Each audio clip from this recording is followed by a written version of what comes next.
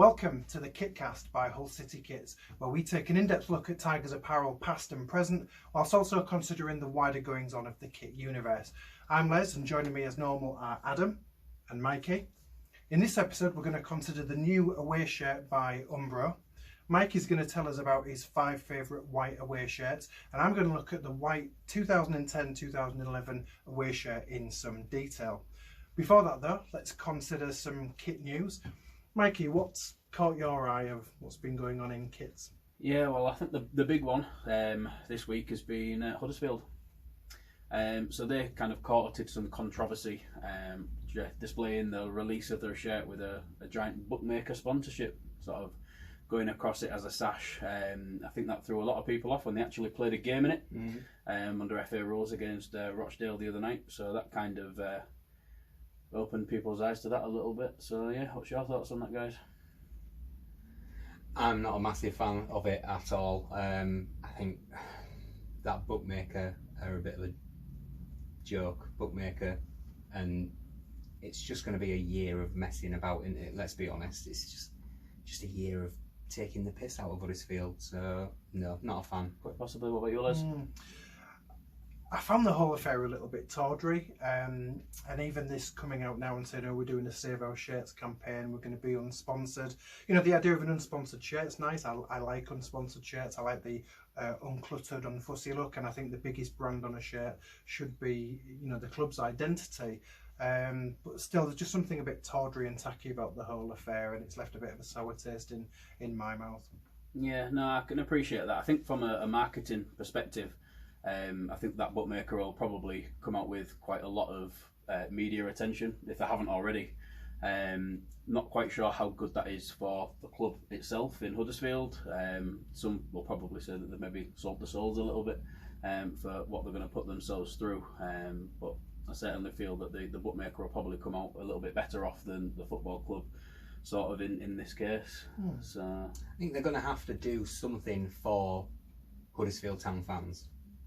That bookmaker's going to have to give something to the fans, because you can't just rip the club and then just give them nothing back. Do you think the bookmakers will say having an unsponsored shirt is our gift to you? Yeah, it's not a gift to anybody, is it? Let's be honest. They're still going to make millions out of it, and giving $500,000 or whatever the deal is worth to Huddersfield, they're going to reap the reward, not Huddersfield. Huddersfield just looking like a laughing stock.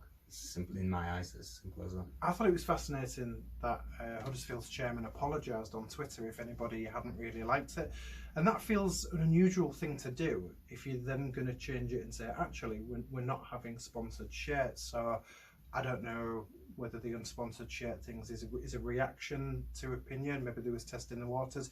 It just seems really odd to apologise for something if you know you're not going to do that going forward. You know that the oversized sponsor on the sash isn't going to be a thing. Why would you put in an apology? But we might never know the answer to that. no, possibly not. And I think that, you know, the conversation that we had at the time was obviously with the FA's regs, if you like, and you know, I think a lot of the kit geeks out there, and not necessarily just Huddersfield Town kit geeks, but every kit geek was like, well, this isn't right. This doesn't fit the rules and regulations that the English FA provide to teams that compete within its leagues. So yeah, a sponsor on the front of the shirt can only be 250 square centimetres. That has actually gone up. It was 200 centimetres a couple of years ago, but they increased that a couple of seasons ago. Even if it was the right size of 250, it's just a horrible sponsor in it. Let's be honest, it just looks horrible. It's just naff. Yeah, well, I think they've had enough media attention, so let's not give them any more. Yeah, true. Adam. Throwback kits. Yeah, we saw a lot of them in the World Cup, in the past World Cup last year, and the trend just seems to have snowballed really and kept going. I thought it would have died its death after the World Cup and people would have shunned away from it, but teams like Coventry, Arsenal, Liverpool started it as well when they were the first ones to bring their home shirt out this season. They've all gone for a throwback look, which I quite like. And then obviously we've done it as well with the tiger print, looking back at '92. It's just a really nice thing to do. I think the Arsenal shirt especially is a very, very nice one. United have gone a little bit silly, aren't they, with their throwback. It's a bit cheap and tacky in my eyes, maybe not for everybody else, but in my eyes it's a bit naff. But yeah, throwbacks are really eye-catching at the moment. I do get what you mean though, because those kits that were released, that we saw at the World Cup, were released in advance, quite in advance. So it's unusual to see that trend continuing for such a period of time. Definitely. And you do wonder when are we going to see the sort of next big trend. I suppose perhaps the thing is, you're starting to see a lot of printing coming back in. That was very much a 90s innovation, you know, the all over print, and we're starting to see some more of that. So it's almost as if they've said, well, we'll keep the throwback theme, but we'll start moving on to, you know, the printing and the jacquard weaving and reintroducing those. So, you know, still throwbacks, but perhaps they've just moved on a couple of years. I like it. It's nice. What's got your eye? There's been some shirts released that have got polo collars, and that I've been banging on about for years. I would love to see a shirt with a polo collar, but it's surprising and it's pleasing in equal measure, because there's been a trend in recent years to not have them. I think it's because companies are always talking about wanting to make the shirts lighter, you know, less weighty, freedom of movement. That is an obvious thing that can go. If you take the collar off, you've saved a few micrograms or whatever it is that you've saved. So I've been quite pleased to see them. Chelsea's away shirts got them. They've gone for like a sharp, almost modish look, and I think it looks really good. And also I take an interest in Sampdoria. Now they've maintained colours the last couple of years, so that's quite cool. But yeah, the collar on the new shirt is really sharp, but it's also got a quite stylised sharp placket underneath it. And as much as I like the turnover collar element, I like the addition of a placket with buttons on it as well. I've sort of had my pants down there, haven't they? Because the last Kitcast I said colours are dead and they won't be coming back, and then all of a sudden two have come out. But no, it's nice to see that. It's nice to see them back. It's finger on the pulse, as yeah, absolutely. Right then, so that's it for this week's news, and we'll now start to have a little look at what we've added to our collections.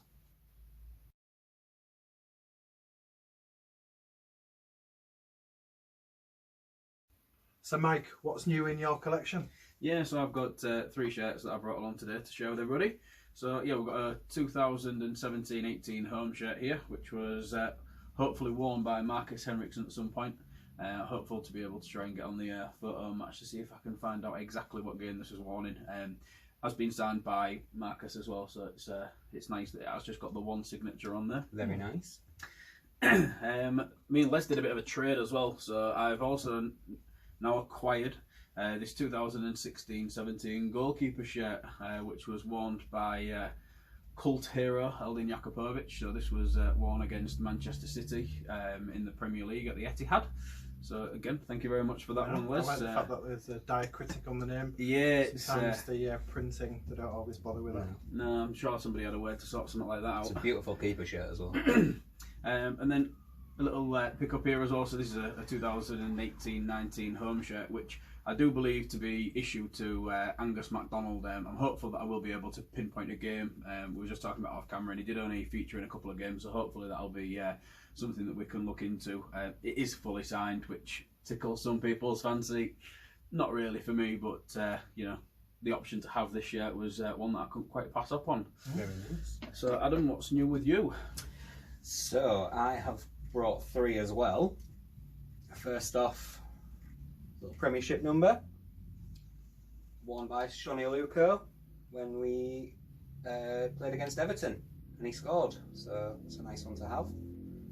And then I've also picked up last season's 3rd kit, and that one was worn by... Becoming a bit of a holy grail, this one, isn't it? Yeah, worn by Mazuch against Millwall. So really happy with that one. That was the league game, not the cup game. The league game, yeah. Doesn't have the FA Cup patches on, unfortunately. Indeed, yeah. But yeah, that was a one that I've done for a trade, so no money spent, which I'm quite happy about. And then finally, a bit of a holy grail, really. So last year we talked about poppy shirts, and this was one of the first poppy shirts that we wore. So this one is Kamil Zayate's. So yeah, really happy to have got one of these for the kit room. You don't see them available much, do you? No. Which is a bit of a surprise, really. You do sometimes see poppy shirts become available, but I've never seen one of the original set from 2010. Well, we had the substitute match issued one, didn't we, from Camille Diaz on the Poppy Kitcast.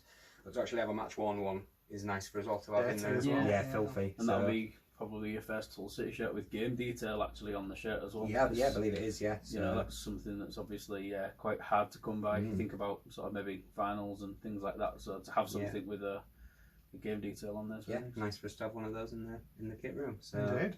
Happy days. What about yourself, Les?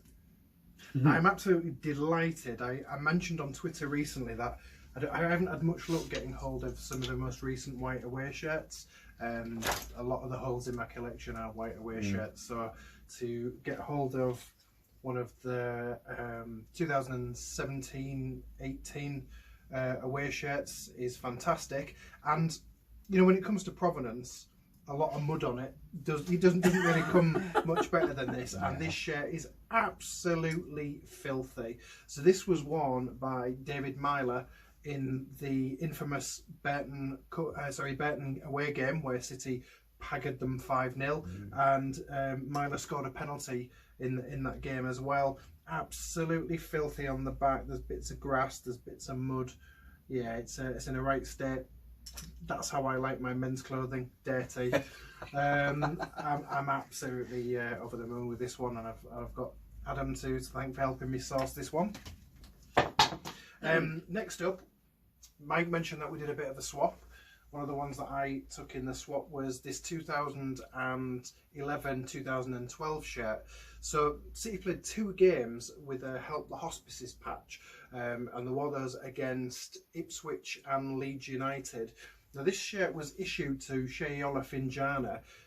He came off in the Blackpool game, which was the game before those 2 games with the patch, and I wonder if he picked up an injury in them because he didn't feature in either of the games with the patches. So although this does bear the patch, it's issued and not worn because he didn't feature in those games, but still it's another one I'm quite pleased to pick up. And lastly, I collect international shirts as well as City, so following on from Adam's Jack Snarevan Australia shirt last year, not a former City player or not a current City player, but this is a Belgium shirt that was worn in Euro 2016.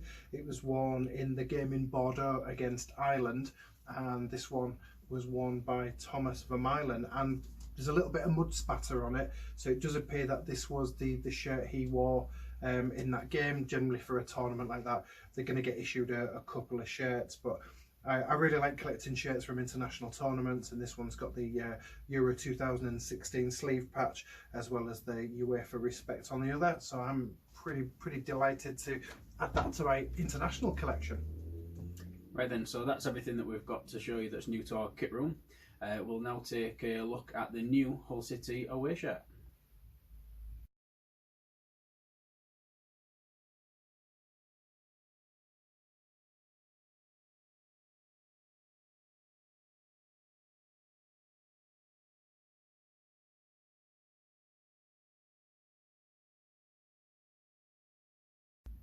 The new away shirt by Umbro was first unveiled a couple of weeks ago, and now it has been released for sale.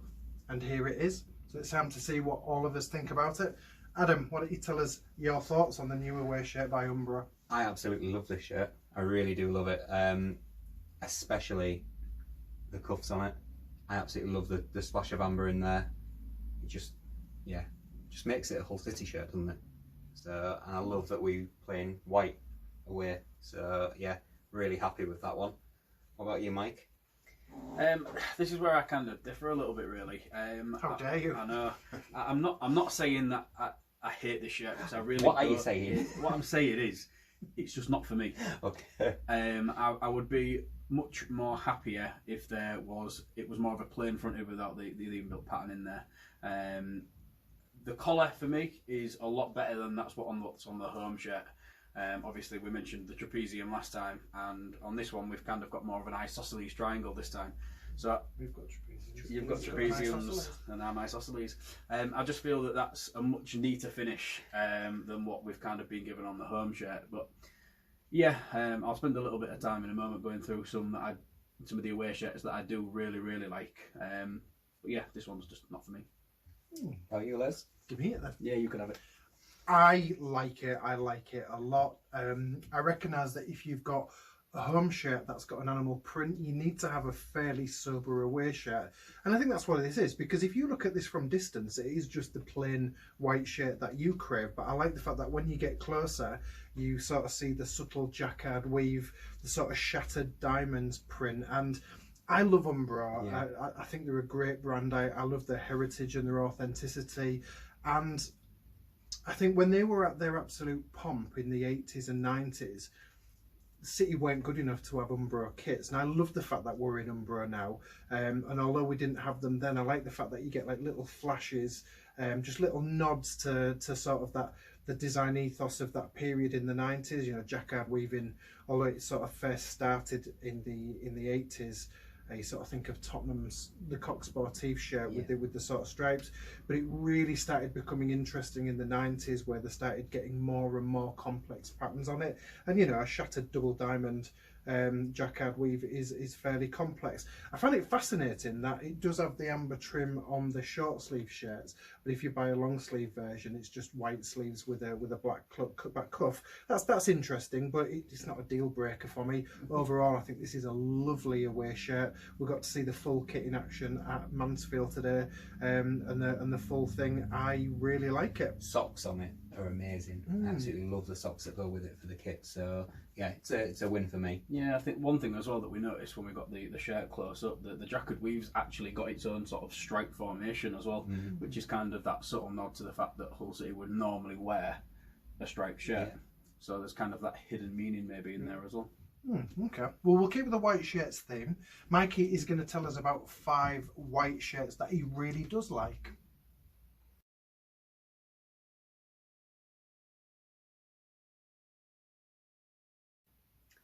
This season, Hull City will once again wear white on the road. I was slightly critical of the new shirt upon launch, not because I disliked it, but because I didn't feel like it was as strong as some of the white shirts that have come previously. We tend to use an alternate colour on the road. That's very much different when we've looked at our secondary and our third shirts. But white is one that always seems to come back around again. So I'm just going to kind of talk you through my favourite 5 Hull City white shirts. So in 5th place, we've got the 1982 away shirt. So this was worn throughout quite a number of years past there, 1982. It was made by Umbro. The main feature that when you look at, you see the shirt is the pinstripe. I think for me that just kind of gives it that little bit of character, that just kind of makes it stand out a little bit more from that normal plain white shirt that we may have been used to have been seen. In 4th place, we have this 2002 shirt, which was made by Patrick. This shirt was probably, well, it was the last Hull City shirt that has actually featured a collar. We spoke about it on previous kitcasts. We featured it in our news as well, that we are starting to see that slight return of the collar. I'm really hopeful that we will get to see one on a Hull City shirt again soon. The colour combination in this shirt, so we've got the navy featuring with the amber piping. I feel like that just kind of gives it that little bit of a distinct feeling that kind of tells everybody that it is a Hull City shirt. We have featured this in an in-depth look on one of our previous kitcasts, where Les talked in quite a bit of detail with regards to this shirt, so if you've not seen that, then check it out. In 3rd place, we have got the 1992 away shirt. So for me, this is what our current away shirt is loosely based on. For me, this is where I would have maybe made a few changes. I would have probably gone down this route, given it a collar and had the placket finish on there as well. There is sort of background detail to this one, but I believe that the way that it looks, it's a bit more stronger for me than it is on the new one. The black bonus obviously just ties in as well with the colour there, just kind of giving it that sort of that standout feature really. In 2nd place, we've got the 2017 away shirt. So for me, this is the strongest challenger. We spoke very highly of it since its launch. The amber taping that we've got on the shoulder there with the Umbro logo, it's just absolutely fantastic. I've spoken very highly of that across all of the shirts that have featured with various different types of Umbro taping. The Sports Paisley logo also features in a navy colour, which does suit the shirt very, very well. I think if it had been amber, that might have just been that little bit better, but I really have nothing really bad to say about this shirt. It's like I say, it's probably unlucky not to be number one. You might have already been able to guess what does drop in at number one due to the fact that it hasn't appeared yet. And this is the 2007-2008 away shirt. So this one for me is the epitome when it comes to Hull City away shirts. I don't think that there's ever going to be a shirt for me that's going to beat this one. There's quite a lot of personal memories in there as well. Obviously, we've got the victories on the road in 2007-8, which obviously saw us gain promotion to the Premier League for the first time. We've got the just over the right amount of black and amber in there to make it stand out as a Hull City shirt, even though it is obviously our away strip. This shirt this season was a template, so it wasn't exclusive to Hull City, which a few people sometimes get the knickers in a bit of a twist about because, you know, oh my God, it's the same as so-and-so and so-and-so. But at the end of the day, as long as you've got the colour combination right and everything sits perfect with it, I don't really have a problem with more than one club using that same template. So yeah, this for me is my all-time favourite Hull City white shirt. So just to sort of summarise there, the 2019-20 shirt, it's never going to beat the efforts of 92-93, 2007-2008 or 2017-2018. It's going to take a really, really strong effort to beat any of those from any manufacturer sort of in the coming years. Maybe one day I will grow to like the current away shirt that a little bit more, and it may drop into my top 5, but we'll see on that one. One shirt that didn't make my top 5 was the 2010-2011 away shirt, which was by Adidas. Here is Les, who's going to go in detail that only Les can. Punishing detail is what I do best, Mikey. So let's have a look at the 2010-2011 away shirt. So this Adidas shirt conforms to the Regista template, which was also used by Nigeria at the 2010 World Cup. It was also used by Romania, and Derby County had an away shirt in this style too. It's interesting that all of the trim is amber. The new Hull City away kit's largely got black trim, but here any contrast trim was amber, and that starts at the simple round neck with amber trim. The Adidas 3 stripes are also in amber, as is the Adidas equipment logo, which is placed centrally. An interesting feature is the flat lock seams, which were done in amber stitching. So there's quite a few panels connected by these flat lock seams. Now, normally you'd expect to see these on the inside of the shirt, and this style of seam is used on any garment that's worn close to the body because it reduces chafing. There's a little bit of extra material when you have overlock seams, and using a flat lock seam it helps to avoid that chafing, even more so when it's on the outside of the shirt, and so it's made into a design feature. The 3 stripes on the sleeves, the Adidas 3 stripes, they're broken up by the white flat lock, the amber flat lock seams, but it also creates a free space for the competition patch, the Empower patch on the sleeves. Now the material that was used for the sleeve patches was also used to make the heat bonded crest, and a lot of people didn't like this feature, but I kind of like that it gave that the tiger, it sort of pops from like a slightly 3D background. The sponsor treatment was slightly different from the home shirt. On the home shirt, Tote Sport was written in white, and it also had the .com appendage, whereas on here, Tote Sport is on its own and it's in the company's green and red livery. Now, City wore all white, the first choice change kit, 4 times in this season. They wore it at Norwich, which was the club's first away win that season, Crystal Palace, Sheffield United and Watford. But City wore the shirt a lot more mashed up, and by mashed up what I mean is certain elements of different kit sets have been used interchangeably. So for example, City wore this with the black shorts and socks of the home kit at Cardiff, Portsmouth and Scunthorpe, and we wore the black home shorts with the white shirt and white away socks at Burnley, Barnsley, Ipswich and Middlesbrough. And that Middlesbrough game was notable for it being in the snow, so City in white were like stealthy ninjas that were hard to see, but somehow they still only got a 2-2 draw.